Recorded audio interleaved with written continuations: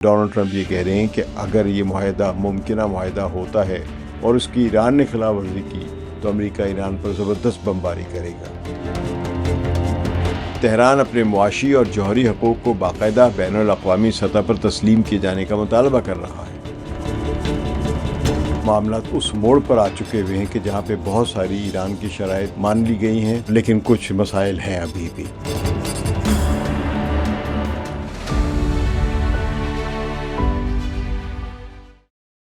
ثقلین امام کا سلام قبول کیجیے۔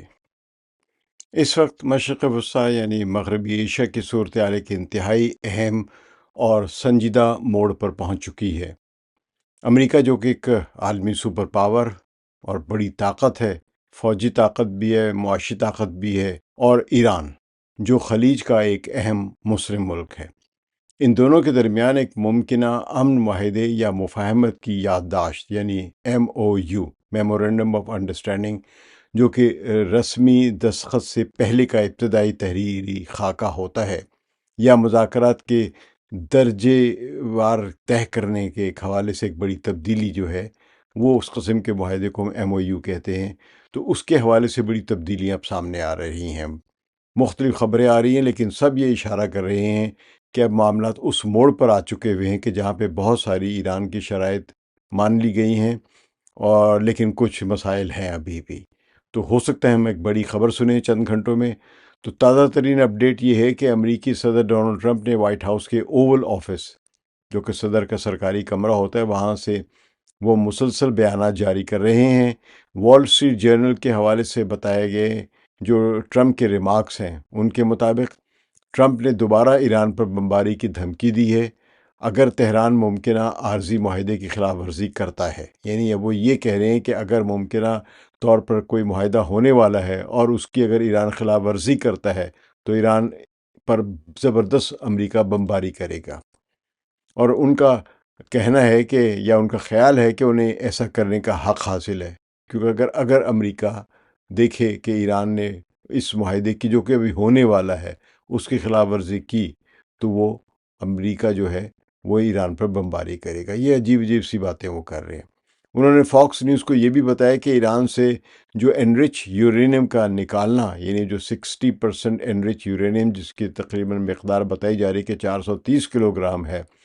اس کو ایران سے نکالنا جو وہ کسی بھی معاہدے کے لیے لازمی شرط ہے، اور کہا کہ بصورت دیگر آبِ ہرمز کو دوبارہ کھولنے کا کوئی فائدہ نہیں ہوگا۔ یعنی معاہدے کے طے پانے کی باتیں ہو رہی ہیں، فریم ورک بننے کی باتیں ہو رہی ہیں، MOU کی باتیں ہو رہی ہیں، مختلف باتیں ہو رہی ہیں، اور اس دوران ان باتوں پر تبصرہ کرتے ہوئے ڈونلڈ ٹرمپ یہ کہہ رہے ہیں کہ اگر یہ معاہدہ ممکنہ معاہدہ ہوتا ہے اور اس کی ایران نے خلاف ورزی کی تو امریکہ ایران پر زبردست بمباری کرے گا۔ اس سے قبل صدر ٹرمپ نے ایک بیان جاری کیا ہے۔ صدر ٹرمپ کے مطابق انہوں نے خطے کے اہم ترین مسلم ممالک کے سربراہان سے فون پر تفصیلی مشاورت کی ہے۔ ان رہنماؤں میں سعودی عرب کے ولی عہد محمد بن سلمان جو وہاں کے اصل حاکم ہیں، متحدہ عرب امارات کے صدر محمد بن زید جو اماراتی ریاست کے سربراہ ہیں، قطر کے امیر تمیم بن حمد جو قطری سلطنت کے مالک ہیں، اور قطر کے وزیر اعظم محمد بن عبد الرحمن جو وہاں کی حکومت چلاتے ہیں، اور پاکستان کے army chief general Asim Munir جو پاکستانی فوج کے سربراہ ہوتے ہوئے اب پاکستان ہی کے سربراہ سمجھے جا رہے ہیں، ترکیہ کے صدر رجب طیب ایردوان اور مصر کے صدر عبد الفتاح السیسی، اردن کے شاہ عبداللہ اور بحرین کے بادشاہ شاہ حمد بن عیسیٰ جو اس سلطنت کے حاکم ہیں، ان سب سے باتیں کی ہیں ڈونلڈ ٹرمپ نے۔ تو سفارتی رابطہ کاری کا بنیادی مقصد ایران کے ساتھ امن قائم کرنے کے لیے ایک ابتدائی یادداشت پر بات چیت کرنا تھا، MOU پر بات کرنا تھا۔ تو صدر ٹرمپ کا کہنا ہے کہ اس امن دستاویز کے زیادہ تر نکات پر اتفاق رائے ہو چکا ہے۔ اس بڑی مشاورت کے بعد صدر ٹرمپ نے اسرائیل کے وزیر اعظم بنیامن نتن یاہو جو کہ اسرائیلی حکومت کے سربراہ ہیں اور ساری جنگ انہی کے لیے لڑی جا رہی ہے، ان سے بھی الگ فون پر بات کی ہے، اور یہ واضح کیا ہے کہ وہ ایسا معاہدہ چاہتے ہیں جو خطے کے تمام فریقین کے لیے موزوں ہو۔ اس ممکنہ ڈیل کے تحت اسٹریٹ آف ہرمز یعنی آبِ ہرمز جو ہے خلیج فارس کی وہ بین الاقوامی سمندری گزرگاہ جہاں سے دنیا بھر کا آپ سمجھ لیجیے 20% تیل گزرتا ہے، اسے دوبارہ عام یعنی شپنگ کے لیے کھول دیا جائے۔ تاہم اس وقت سفارتی سطح پر صورتحال جتنی امید افزا ہے اتنی ہی پیچیدہ بھی ہے۔ امریکی اخبار واشنگٹن ٹائمز کی رپورٹ کے مطابق دونوں ممالک اتوار کی دوپہر تک کسی معاہدے پر پہنچ سکتے ہیں، لیکن دوسری طرف صدر ٹرمپ نے امریکی نیوز ویب سائٹ ایکسیوس یعنی اسے ایک انٹرویو دیتے ہوئے کہا ہے کہ وہ تہران سے آنے والی ایک آخری تجویز جو ہے اس کا اپنی ٹیم کے ساتھ جائزہ لے رہے ہیں۔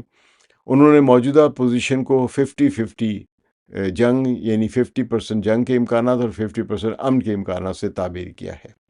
اس کا مطلب یہ ہے کہ اگر سفارتی سطح پر یہ کوشش ناکام ہوئی تو کشیدگی میں دوبارہ شدید اضافہ ہو سکتا ہے۔ یہی وجہ ہے کہ صدر ٹرمپ نے واشنگٹن میں اپنی دیگر مصروفیات منسوخ کر دی ہیں اور اپنے نائب صدر جے ڈی وینس، وزیر دفاع پیٹ ہیگسیت اور جو امریکہ کے وزیر دفاع بھی ہیں پیٹ ہیگسیت اور قومی سلامتی کے مشیروں کو وائٹ ہاؤس کی سچویشن روم یعنی ہنگامی فوجی کمانڈ روم میں جمع کر لیا، جہاں سے حساس ترین مانیٹر ہوتے ہیں، آپریشنز ہوتے ہیں، جنگ لڑی جاتی ہے وہاں پہ۔ تو وہاں ان سب کو اپنی سمجھ لیجیے کہ جو سیکیورٹی اور دفاع کی جو ٹیم ہے اس کو وہاں پہ جمع کر لیا ہوا۔ اس میں ان کے chairman joint chiefs of staff committee بھی ہیں، یہ سب جمع ہوئے ہوئے ایک سچویشن روم میں، اور وہاں پر غور و فکر کرنے کے بعد کچھ انہوں نے فیصلہ کرنا ہے۔ اگر ہم دوسری طرف ایران کے موقف کا جائزہ لیں تو ایرانی وزارت خارجہ نے تصدیق کی ہے کہ پاکستان کی ثالثی اور کوششوں سے امن کا ایک ابتدائی مسودہ تیار کیا جا رہا ہے، یعنی فریم ورک کوئی بن رہا ہے۔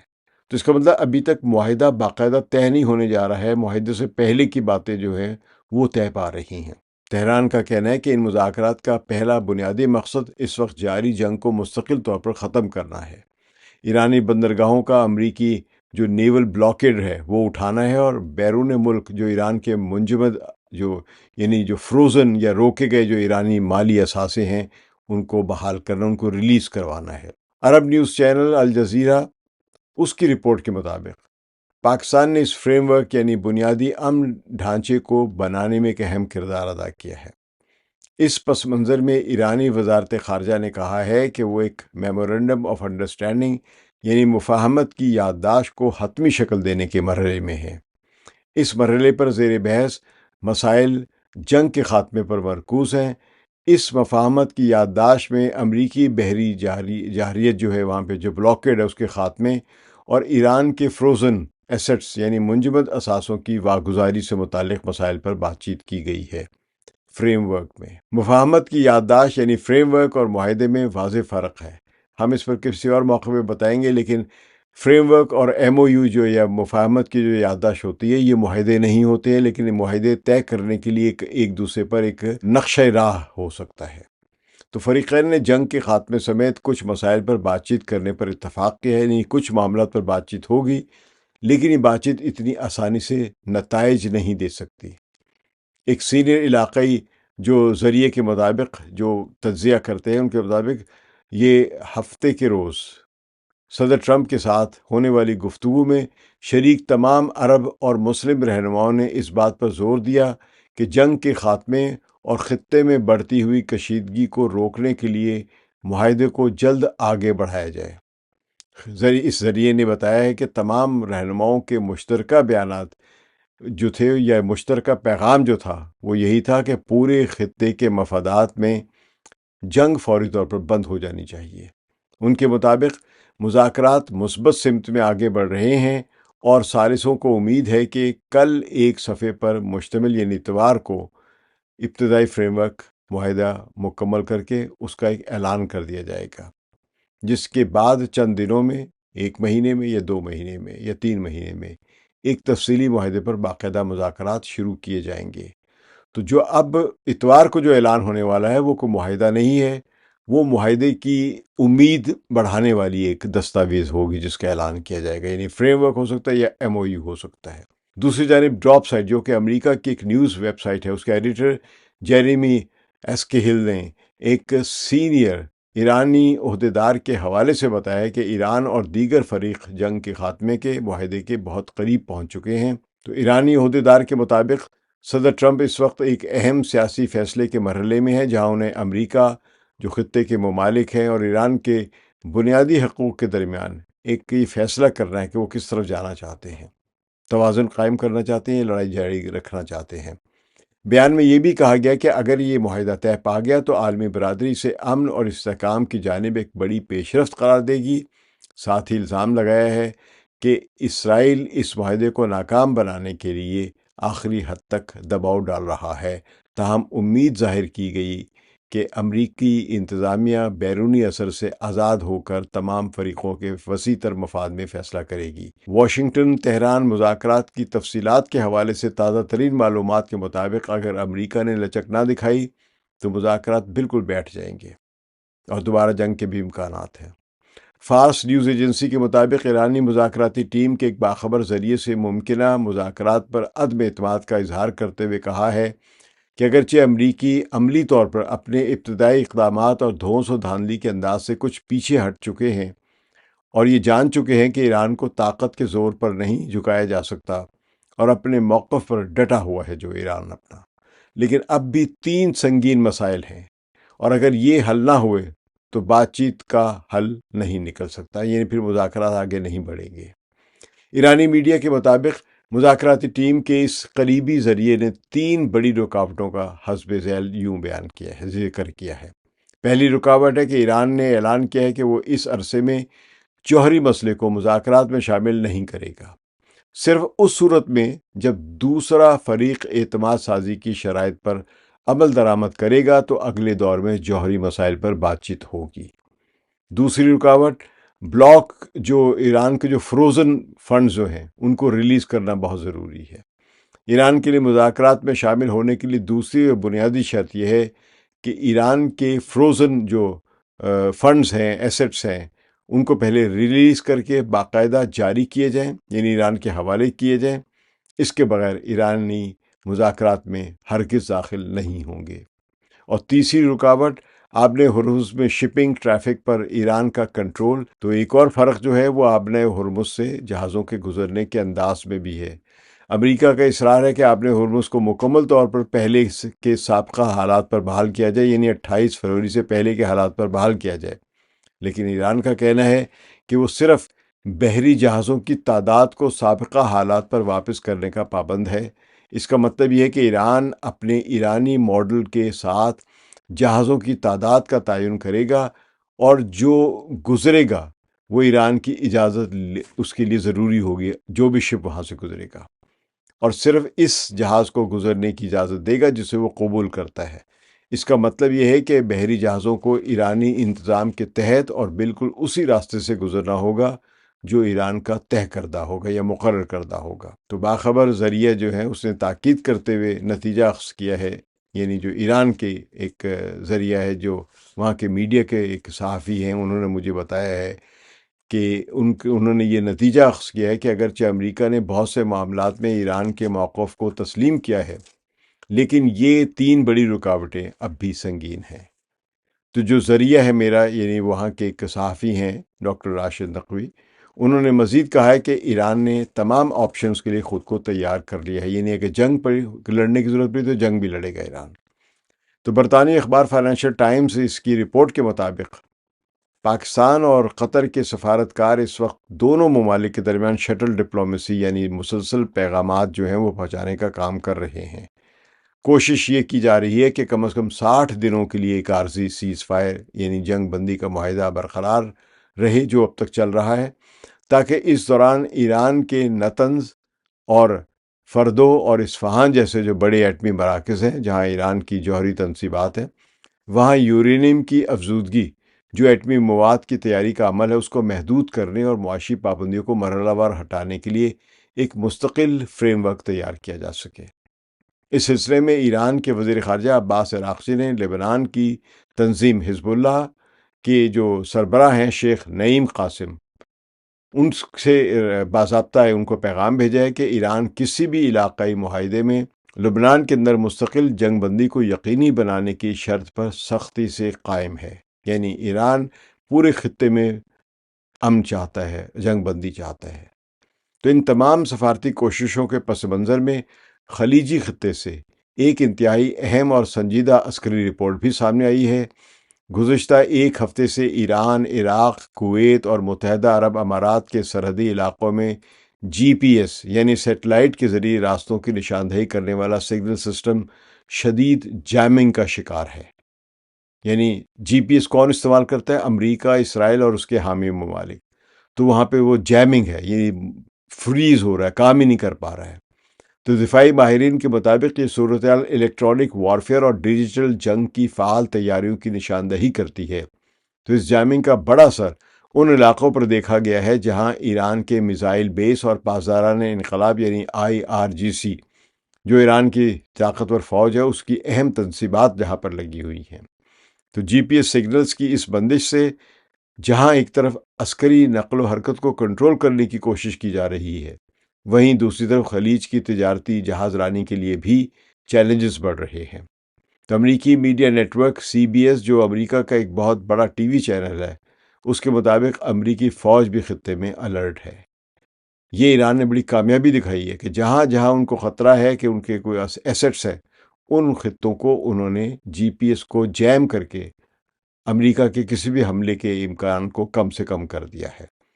تو اس پورے معاملے کے سیاسی اور عالمی اثرات پر بین الاقوامی تجزیہ کاروں کی آراء انتہائی اہمیت کی حامل ہے۔ تہران سے تعلق رکھنے والے معروف ایرانی سیاسی تجزیہ کار محمد ثانی، جو مشرق وسطیٰ کے امور کے ماہر ہیں،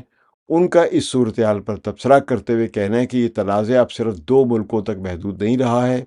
ان کے مطابق ایشیائی اور یورپی ممالک، جن میں جاپان، جنوبی کوریا، فرانس شامل ہیں،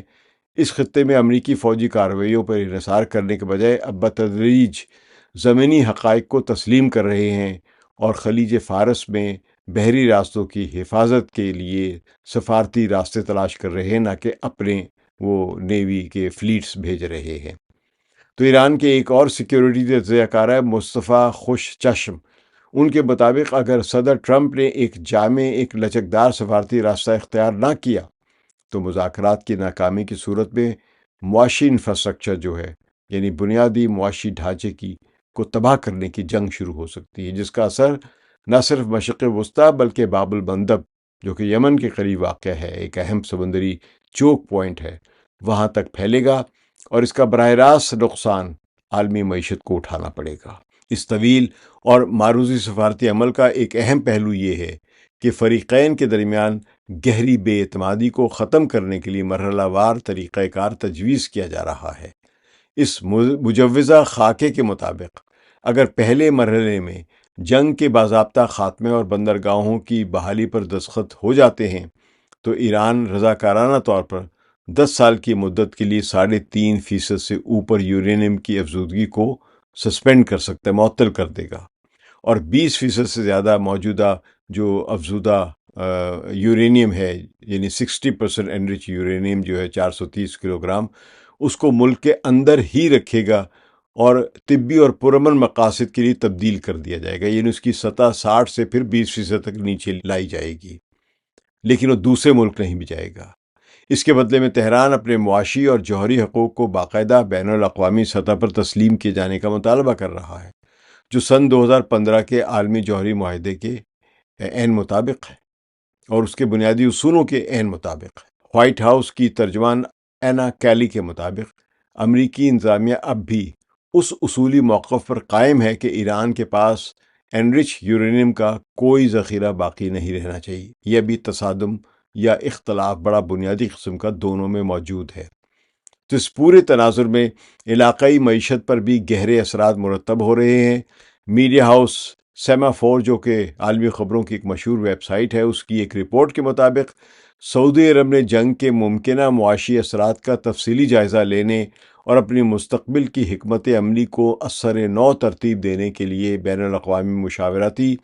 اور قانونی فرموں، جو کہ بڑی تجارتی اور قانونی کمپنیاں ہیں، ان کو کی جانے والی ادائیگیوں کو عارضی طور پر روک دیا ہے۔ یہ اقدام ظاہر کرتا ہے کہ خلیج کے بڑے ممالک اس بحران کے معاشی پہلوؤں کو کس قدر سنجیدگی سے دیکھ رہے ہیں۔ دوسری جانب ایران کی وزارت دفاع جو ہے، اس کے ترجمان نے یہ واضح کیا ہے کہ ایران نے اپنی پوزیشن کو مضبوط رکھنے کے لیے تجارتی آلٹرنیٹیوز جو ہیں ان پر کام شروع کر دیا ہے، جس کے تحت چین کو تیل کی پیشگی فروخت اور چینی ٹینکروں کے ذریعے اس کی محفوظ منتقلی کے امور کو حتمی شکل دی جا رہی ہے تاکہ ملکی معیشت کو مستحکم رکھا جا سکے۔ جناب، حالات اس وقت انتہائی حساس ہیں اور اسٹریٹجک مرحلے پر ہیں، جہاں ایک طرف پاکستان، قطر اور دیگر علاقائی ممالک کی وساطت سے ایک باقاعدہ ورکنگ فریم ورک میز پر موجود ہے اور الجزیرہ کے مطابق ایک مفاہمت کا یعنی MOU کا مسودہ تیار ہے، وہیں دوسری طرف عسکری یعنی ملٹری الرٹ اور بنیادی نوعیت کے اسٹریٹجک اختلافات اب بھی برقرار ہیں۔ اب یہ پوری طرح واشنگٹن کے اگلے سفارتی فیصلے پر اس کا انحصار ہے کہ آیا وہ ان شرائط کو تسلیم کرتا ہے یا خطہ کشیدگی کے ایک نئے دور میں داخل ہوتا ہے۔ آنے والے چند گھنٹے یا ایک آدھ دن یہ طے کریں گے کہ آیا یہ سفارتکاری خطے میں پائیدار امن لانے میں کامیاب ہوتی ہے یا نہیں۔ اس حوالے سے جو بھی مصدقہ دستاویزی معلومات سامنے آئیں گی وہ ہم آپ تک پہنچانے کی کوشش کریں گے۔ ہم کوشش کریں گے کہ ہم آپ کو ذرائع کے حوالے سے کم خبریں دیں، مصدقہ اطلاعات زیادہ سے زیادہ دیں۔ بہت شکریہ۔ ثقلین امام کو اجازت دیجیے۔ خدا حافظ۔